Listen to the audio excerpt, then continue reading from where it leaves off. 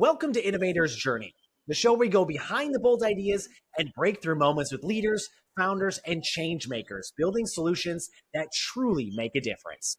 I'm Nick Frank, and today I'm joined by Ibrahim Ashmawey, founder and CEO of Golden Profit Group. He has built a reputation as the go-to leader for private medical practices looking to unlock hidden profit and achieve financial clarity. Over his career, he saved healthcare organizations over $650 million by finding and fixing silent costs without disrupting patient care or staff operations. Ibrahim, thanks for joining. I'm excited to find out where you found all that money. Thanks so much for having me. I really appreciate it. Yeah, the money, if you just start looking, you'll be surprised as to what you find. And doctors have no idea where to start. Doctors are brilliant people. They're amazing at what they do and they save lives. But when it comes to financials, we've just found that it's not really their forte. So honestly, it's not that hard. It's not that difficult. You just have to know where to look. And that's where we bring, collectively over 40 years of experience, knowing exactly where it is that we need to look. Yeah, as someone who has a father-in-law who is a doctor, I know he prioritizes the patient care over the top of the financial stuff. And so, what step were you like, hey, I need to come in here, fill this gap, and create the Golden Profit Group to kind of help these doctors? Yeah.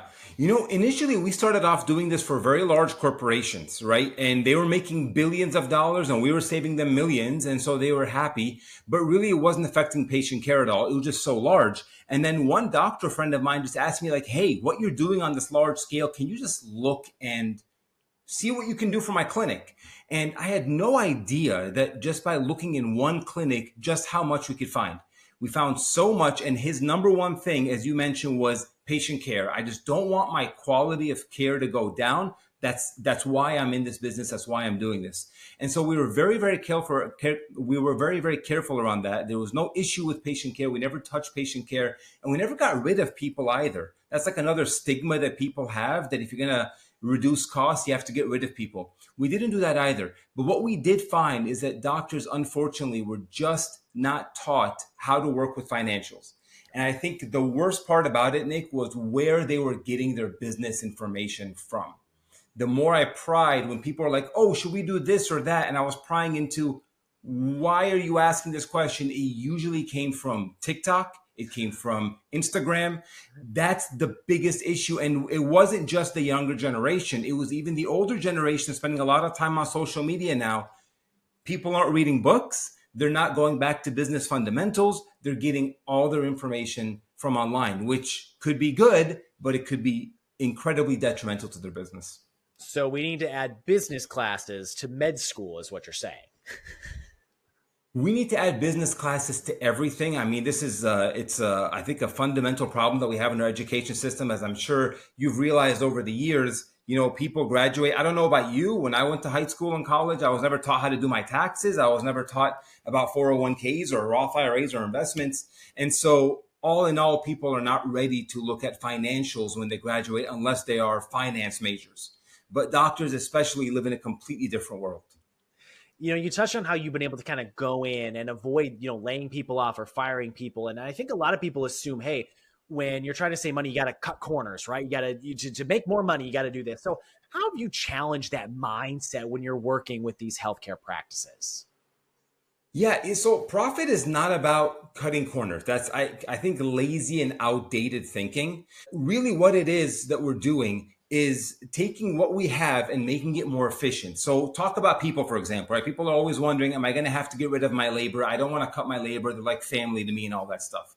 It's not about cutting the labor that you have. It's about making sure that they are optimized for efficiency. So every single minute of every single labor force that you have needs to be producing income and producing a profit. If they're not, then we help maximize their efficiency so that they're actually being productive. When you're diving into the numbers and you're looking at these hospitals, these clinics, whatever, what are some common blind spots that you're seeing in these practices? It's like, man, this just keeps popping up over and over and over again. And how have you worked to address those? It's really two things, and they're kind of generalized, but really these two are always there. One is they don't know where their money is going. So they don't have a good handle on looking at where their financials are going every single month.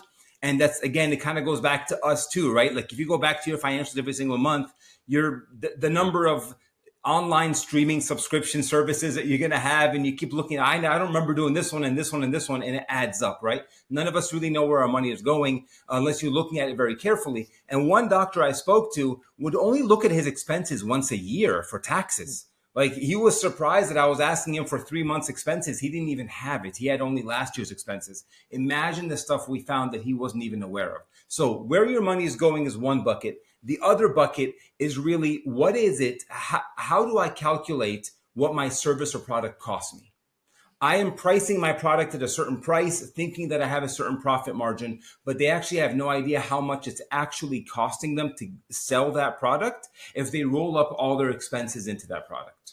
Sure. What have you found as the reactions of, like, you're working with these individuals who are, they're incredibly smart. They work with patients, but yeah, maybe they're not the best with money. So when you come in and you're going, hey, come on, doctor, like, how did you not know? Or how did you know, like, you're only looking at this once a year.